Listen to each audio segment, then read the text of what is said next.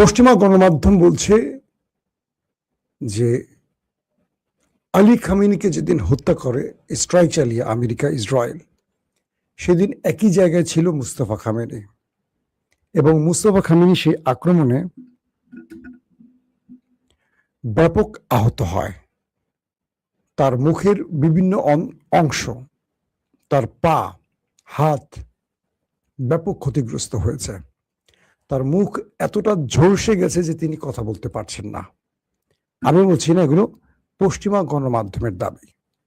তার একটি পা উড়ে গেছে, তার একটি পা নেই, তিনি পঙ্গু। হাত, শরীরের বিভিন্ন অঞ্চল ব্যাপক ক্ষতিগ্রস্ত হয়েছে, তবে তিনি বেঁচে আছেন। পশ্চিমা গণমাধ্যম দাবি করছে যে মুস্তফা খামেনিকে প্রেসিডেন্ট মাসুদ পেজিশকিয়ান, যিনি নিজে একজন ডাক্তার, তার তত্ত্বাবধানে রাখা হয়েছে এবং তাকে এমন জায়গায় রাখা হয়েছে যেটা ইরানের খুব কম মানুষ জানে, এবং তিনি তার প্লাস্টিক সার্জারির জন্য অপেক্ষায় আছেন, অর্থাৎ তার চেহারা প্লাস্টিক সার্জারি করা হবে। পশ্চিমা গণমাধ্যম আরো বলছে যে এই মুহূর্তে মুস্তফা খামেনি পুতুল মাত্র, অর্থাৎ তার নামে যা কিছু হচ্ছে এটি শুধু তার ছবি বা নামটি ব্যবহার করা হচ্ছে। মূলত পুরো ইরান চালাচ্ছে কজন জেনারেল। তো বিষয়টি হলো যে একজন আমাকে লিখছেন একটা ভালো কথা, মজা লাগছে লেখাটা, লিখছে গুপ্ত সাংবাদিক। ধন্যবাদ আপনাকে ভাই, আমাকে গুপ্ত বলবেন। কারণ কি জানেন, গুপ্ত ছিল বলেই হাসিনা পালিয়েছে দেশ ছেড়ে। 15 বছর বালুর ট্রাক যারা সরাতে পারেনি, তারা হাসিনার একটা পশমও ছিঁড়তে পারে নাই। এই দেশে তারা ক্ষমতায় বসে গেছে, এস্টাবলিশমেন্ট ভারত চেয়েছে বলে। ভালো লাগছে কথাটা শুনতে। আগামীতে দেখা হবে ইনশাআল্লাহ আপনাদের সত্য আর গুপ্তের সাথে। মাইন্ড করবেন না আমার কথায়। কতটুকু পারেন গত 15 বছরে দেখেছি। একজন তো দেশই আসে নাই, আরেকজনকে জেলে ঢুকিয়ে রেখেছে, কেউ রাস্তায় নামেন নাই। এখন হাসিনা পালিয়েছে, খুব লাফালাফি বেড়েছে। লজ্জা করেন আপনাদের ভাই? হাসি মুখে বললাম, কষ্ট পেয়েছেন? বোরকা পরে ওই যে প্রেস ক্লাব থেকে মির্জা ফখরুল বোরকা পরে পালিয়েছিল, মনে আছে? গুপ্ত কারা বলেন? আমি না আপনি? ধন্যবাদ। তো একজন এসে, প্রিয় মাসুম ভাই, জাহেলদের কথা আপনি বাদ দেন, আমার আর বলা লাগলো না, দর্শকই আপনার উত্তরটা দিয়ে দিল ভাই। হ্যাঁ, আমাকে নোবেল দেওয়া উচিত, আরেক ভাই লিখছেন, ধন্যবাদ। তো বলা হচ্ছে, পশ্চিমা গণমাধ্যমগুলো আরো বলছে যে কয়েকজন জেনারেল মূলত ইরান চালাচ্ছে, মুস্তফা খামেনি এই মুহূর্তে চালাচ্ছেন না। আমি বলছি যে এই কথাগুলো পশ্চিমা গণমাধ্যম সত্য না মিথ্যা বলছে, তার দুটো প্রেক্ষাপট যদি আমি উদ্দেশ্য করে বলি আপনাদের। এরকম মূলত ডোনাল্ড ট্রাম্প এবং ইসরায়েল মুস্তফা খামেনিকে হন্য হয়ে খুঁজছেন। তারা চাচ্ছেন যে কোনোভাবে মুস্তফা খামেনির অবস্থান জানার জন্য, কারণ তাদের সবচেয়ে বড় টার্গেট এখন মুস্তফা খামেনি। তো পশ্চিমা গণমাধ্যম এই সংবাদগুলো করার পেছনে উদ্দেশ্য দুটো হতে পারে। এক, তারা যা বলেছেন সত্য বলেছেন। দুই, তারা মুস্তফা খামেনির অবস্থান জানার জন্য এমন সংবাদ দিয়েছেন যাতে মুস্তফা খামেনি এই সংবাদকে মিথ্যা প্রমাণের জন্য কোনো না কোনোভাবে গণমাধ্যমে বা কোনো একটা জায়গায় তার অবস্থানকে প্রমাণ করে যে না, তিনি ঠিক আছেন, আমেরিকায় খবরগুলো মিথ্যা দিয়েছে। তার মানে তখনই তারা মুস্তফা খামেনির টার্গেট কনফার্ম করতে পারবে। এক, আবার যদি আমেরিকা, ট্রাম্প বা পশ্চিমা গণমাধ্যম এত নিখুঁতভাবে সংবাদ দিতে পারে, তার হাত উড়ে গেছে, পা উড়ে গেছে, মুখ উড়ে গেছে, ঝলসে গেছে, এটা, তাহলে পশ্চিমা গণমাধ্যম যে সোর্সে খবর পেয়েছে, ধরলাম আমেরিকা বা ইসরায়েলের ইন্টেলিজেন্স সোর্স, তাহলে তারা মুস্তফা খামেনিকে প্রাণে মারছে না কেন? আমি ধারণা করতে পারি প্রথমটা, যে তারা বলছে এটি আসলে মিথ্যা। তারা পশ্চিমা গণমাধ্যমগুলো এই খবর দিয়ে মুস্তফা খামেনিকে ক্যামেরার সামনে আনতে চায়, যাতে করে তাকে টার্গেট করতে পারে। তিনি হয়তোবা ভালো আছেন, সুস্থ আছেন, এটা আমার বিশ্বাস। দর্শক, দ্বিতীয় যে গুরুত্বপূর্ণ, সেটি চীন ইরানে থাকা তার সকল নাগরিকদের দ্রুত ইরান ছাড়তে বলেছে। 28 তারিখে যখন যুদ্ধটা শুরু হয় তখন চীন ঠিক একইভাবে তার জনগণকে ইরান ছাড়তে বলেছিল এবং পরপরই আমরা দেখলাম ব্যাপক অ্যাটাক শুরু হয়েছিল ইসরায়েল আমেরিকার পক্ষ থেকে ইরানের ভেতরে। আবার নতুন করে চীন ইরান থেকে তার সকল জনগণকে চলে যেতে বলেছে, দ্রুত নিরাপদ স্থানে চলে যেতে বলেছে। তার মানে হলো ধারণা করা হচ্ছে যে কোনো সময় ইরানে আরেকটি বড় অ্যাটাক করতে যাচ্ছে সেই দেশ দুটো। এখন প্রশ্ন হলো ইরান কি এই বিষয়ে কতটুকু প্রস্তুত? ইরানের পক্ষ থেকে বলা হয়েছে তারা শত্রুকে মোকাবেলার জন্য সর্বোচ্চ প্রস্তুত আছে। পূর্বে যেভাবে শত্রুকে পরাজিত করেছে এবার তারা পরাজিত করবে। আমেরিকা এই যুদ্ধবিরতির কদিনে নিজেকে প্রস্তুত করেছে বিষয়টি এরকম নয়, ইরানও নিজেকে প্রস্তুত করেছে এবং বলা হচ্ছে যে ইরানের ভেতরে এই মুহূর্তে তারা মুখিয়ে আছে ওই দেশ দুটোকে একটা বড় শিক্ষা দেওয়ার জন্য। যেমন ধরেন আমেরিকা ইরানে যে আক্রমণ করবে তার আরেকটি সিমটম পাওয়া গেছে। আমেরিকা এই মুহূর্তে ইরানকে অ্যাটাকের জন্য তার অনেকগুলো রণতরীকে এই অঞ্চলে নিয়ে এসছে এবং এই রণতরীর ভেতরে আকাশ প্রতিরক্ষা সিস্টেম বসানো হয়েছে।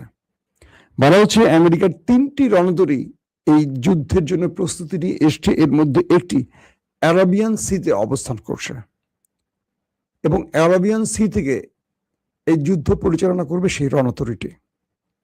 দ্বিতীয় রণতরীটি আছে রেড সিতে এবং সেখান থেকে ইরানের বিরুদ্ধে লড়বে বা সেই রণতরী থেকে কন্ট্রোল করা হবে যুদ্ধ বিমান, ড্রোন সহ যেই বিশাল বাহিনীটা আছে সেখান থেকে তারা ইরানের সাথে যুদ্ধ করবে। 3 নম্বর গ্রুপটি আছে ইসরায়েল নিকটবর্তী একটি অঞ্চলে, অর্থাৎ এখান থেকে একদিকে ইসরায়েলকে নিরাপত্তা দেওয়ার চেষ্টা করবে, আর এখানে কিন্তু আকাশ প্রতিরক্ষাটা বসানো হয়েছে। ইসরায়েল অঞ্চলে যে রণতরীটি আছে মার্কিন রণতরী, এটার মধ্যে কিন্তু আকাশ প্রতিরক্ষা সিস্টেম বসানো হয়েছে এবং এখান থেকে একদিকে ইসরায়েলকে রক্ষা করার চেষ্টা করবে, অন্যদিকে ইরানের বিরুদ্ধে লড়াই করবে। তো সবকিছু মিলে এইটুকু বোঝা যাচ্ছে আমেরিকা ইরানের বিরুদ্ধে একটা বড় যুদ্ধের প্রস্তুতি নিচ্ছে। দর্শক, আমার ভিডিও কি আটকে গেছে? আমি দেখতে পাচ্ছি আটকে গেছি আমি। এখন কি হবে বলেন? এই জাতি তো আটকে গেছে।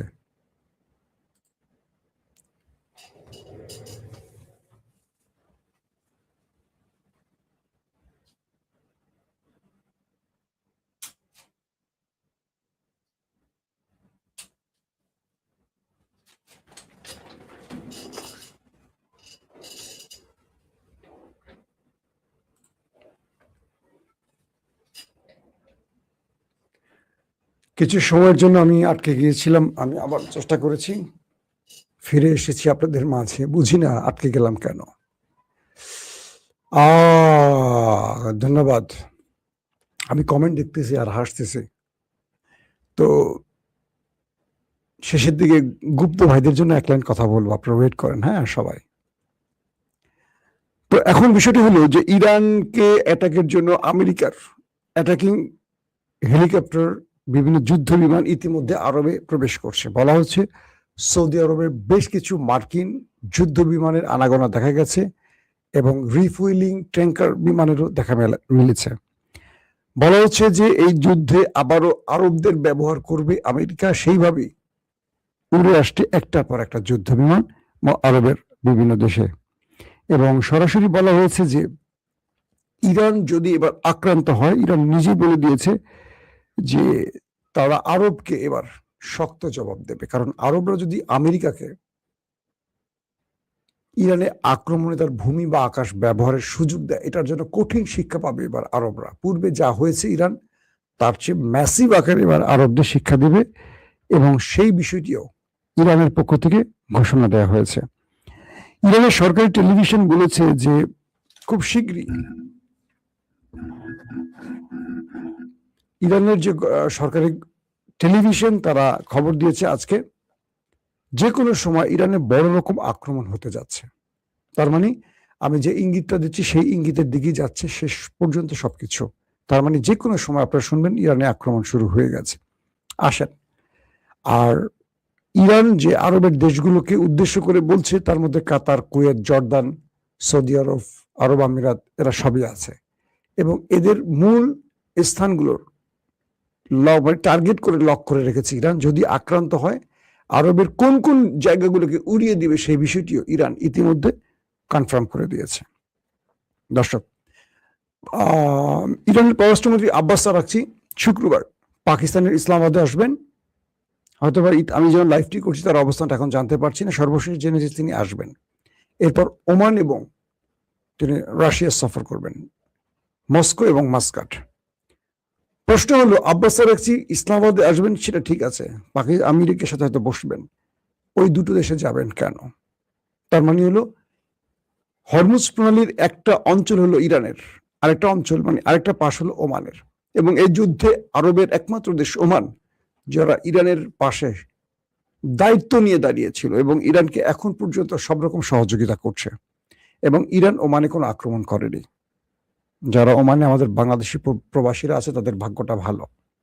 তো বলা হচ্ছে যে এই হরমুজ প্রণালী ইস্যুতে ওমানের সাথে ইরানের আলোচনা রয়েছে এবং আমেরিকা ইসরায়েল যদি আবার নতুন করে ইরানে কোনো আগ্রাসন চালায়, সেক্ষেত্রে রাশিয়ার সাথে শেষ আলোচনাটা ইরানকে করতে হবে। তার মানে ইরান বুঝিয়ে দিচ্ছে আমেরিকাকে যে তোমার সাথে আমি আলোচনা করে শেষ উত্তর দেব না, উত্তর দেওয়ার জন্য আমার আরো মিত্র বা বন্ধু আছে, তার মধ্যে রাশিয়া অন্যতম।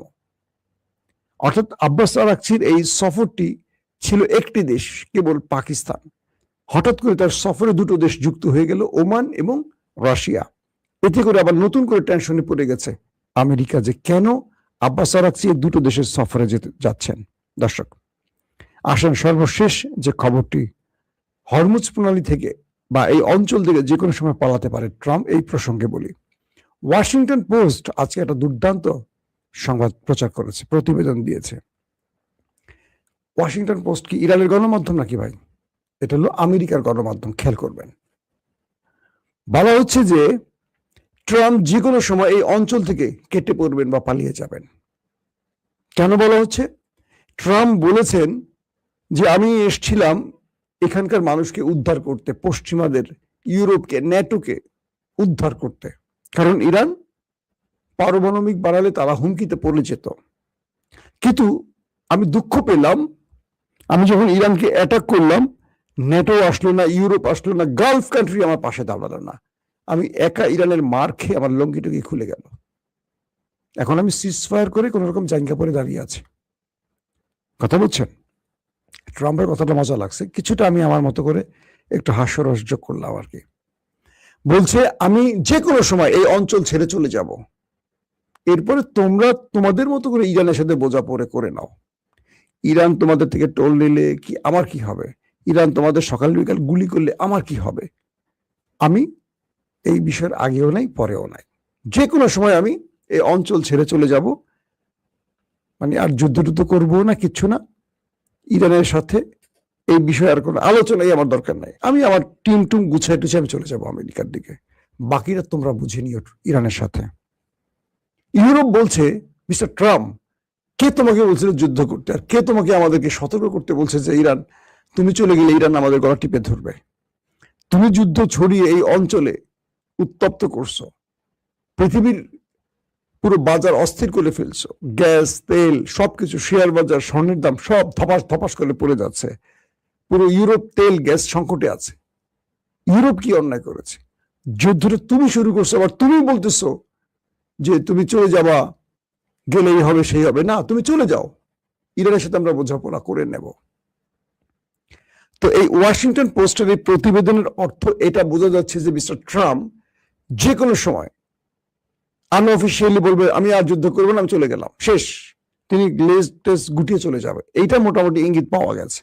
একদিকে মধ্যপ্রাচ্যে যুদ্ধ বিমান জড়ো করছেন, রণতরী হাজির করছেন, সোলজার বাড়াচ্ছেন, আবার তিনি বলছেন যে কোনো সময় তুমি পালিয়ে যাবেন। আসলে ব্যক্তিটা কি বলছে, সত্যটা কি? একটা দেশের প্রেসিডেন্ট, তাও কি পৃথিবীর সবচেয়ে পাওয়ারফুল দেশের প্রেসিডেন্ট, উনি আসলে বলেন কি আর করেন কি ঠিক বুঝতে পারছি না। দুটো বিষয়, একদিকে তার যুদ্ধের আভাস মিলছে, চীন তার জনগণকে সরিয়ে নিচ্ছে, অন্যদিকে তিনি বলছেন যে কোনো সময় আমি চলে যাব, আমি আর কারো পরোয়া করি না, আমি এসেছিলাম সবার মঙ্গলের জন্য, ইরানকে সার্চ করে, কেউ আমার পাশে দাঁড়ালো না, এখন ইরানের সাথে তারা বুঝে নেক। ইরান কি করবে না করবে সেটা ইরানের ব্যাপার, আমি চলে যাব। এই যদি হয় অবস্থা, তাহলে আমরা এটুকু বুঝতে পারছি যে ইরানের কাছে আমেরিকা আসলে ধোলাইটা ভালো খেয়েছে। তাই ট্রাম্প যত বড় হুমকি দিচ্ছেন, ভিতরে তত বেশি ভয় পাচ্ছে ইরানকে, এটা মোটামুটি নিশ্চিত। তবে ট্রাম্পকে আবারও যুদ্ধে নামাবার জন্য সর্বোচ্চ চেষ্টা করছে নেতানিয়াহু। কাল রাতেও তিনি ট্রাই করেছেন, পারমিশন পাননি। শেষ পর্যন্ত যদি আবারও ইসরায়েল ইরানের বিরুদ্ধে এই যুদ্ধে জড়িয়ে পড়ে, আপনারা কনফার্ম থাকেন এবার নেতা কাকু ভয়াবহ বিপর্যয় দেখতে যাচ্ছে। কারণ ইরান এবার ঘোষণা দিয়েছে মানচিত্র থেকে তাদের মুছে ফেলবে। সো তারা হয়তো থার্ড টেম্পল তৈরি করবে, তারা হয়তো তাদের মাসি দাজ্জালকে আনার জন্য কাজগুলো করছে, কিন্তু কোরআনের ভাষা বলছে কারা পরাজিত হবে সেটা আপনারা জানেন। দাজ্জাল বেশি সময় থাকতে পারবে না, আসবে মাহাদি। আল্লাহ হাফেজ।